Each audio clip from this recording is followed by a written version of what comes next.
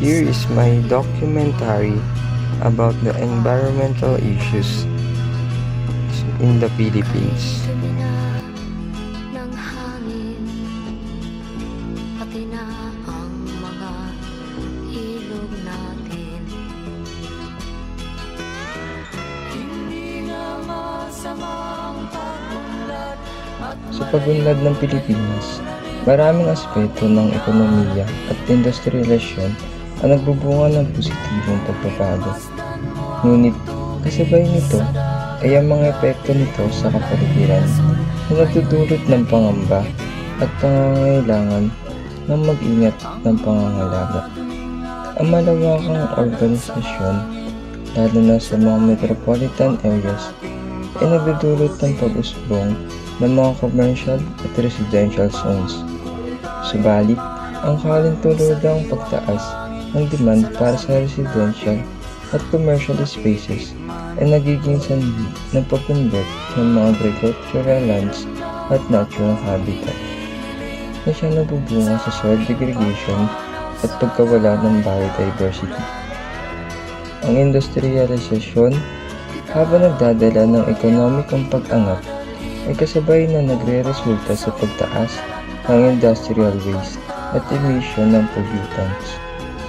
Ang pagtapon ng waste sa hindi tamang paraan at paglabag ng environmental standards ay nagre-resulta sa soil at water pollution na may epekto sa kalusugan ng mga tao at iba pang ekosistema.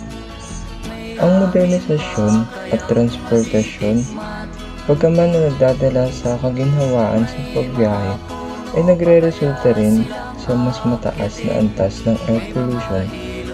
Ang mas maraming sasakyan na gumagamit ng fossil fuels ay naglalabas ng mga harmful na kemikal na nakakasama sa kalusugan ng mga tao at nagpapalala sa climate change.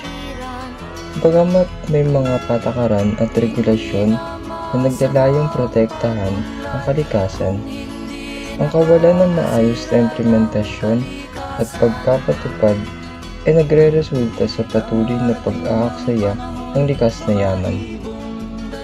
Ang ilegal na pangingisda, illegal logging, at iba pang uri ng environmental degradation ay nagiging hamon sa pamatagalang kalusugan ng ating kalikasan. Sa kabila ng mga hamon nito, may mga hakbang na maaaring gawin upang pabutihin ang ugnayan ng pag-unlad ng pangangalaga sa kalikasan, pagtutok sa sustainable development, paggamit ng renewable energy, at masusing pagsusuri sa pagsasabatas ng mga environmental policies. Ilan lamang sa mga paraan kung paano natin mapagpapatuloy ang pag-unlad ng bansa na hindi inaaksaya ang kalikasan na siyang nagbibigay buhay sa ating lahat. Sa Pilipinas, isang malalim na usapin ng environmental issues na patuloy na nagiging hamon sa ating bansa.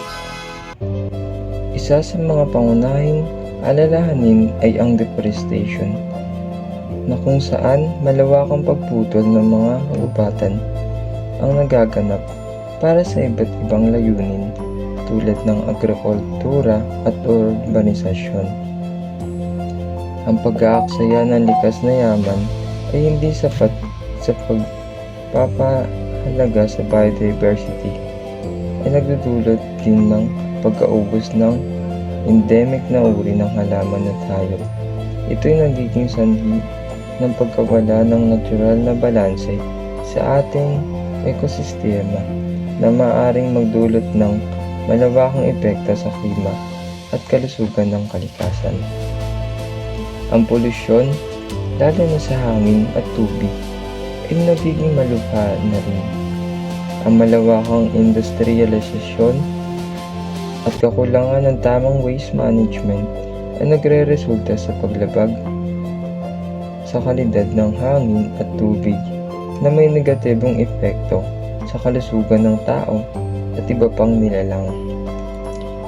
Isa pang isyu ang illegal na pangingisda at pagmimina kung saan maraming individual at korporasyon ang lumalabag sa batas upang kumita ng hindi iniisip ang pangmatagalang epekto sa ating karagatan at lupa.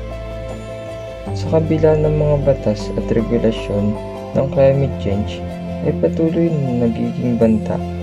Mas matindi na ang pag-ulan, pagtaas ng level ng karagatan at pag-init ng mundo na nagdudulot ng mas malupit na kalamidad tulad ng bagyo, baha at tagtuyot. Bilang mga mamamayan, mahalaga ang papel natin sa pagsulong ng hakbang upang mapanatili ang kalikasan. Pagtutok sa sustainable practices, pagbabawas ng paggamit ng single-use plastics, at pagpapahalaga sa ecotourism ay ilan lamang sa mga paraan kung paano natin may paglalaban ang kalikasan. Sa kabuuan, ang mga environmental issues sa Pilipinas ay nagtutulak sa atin maging responsable sa ating mga gawain at maging bahagi ng solusyon upang mapanatili ang kagandahan at kalusugan ng ating kalikasan para sa mga susunod na henerasyon.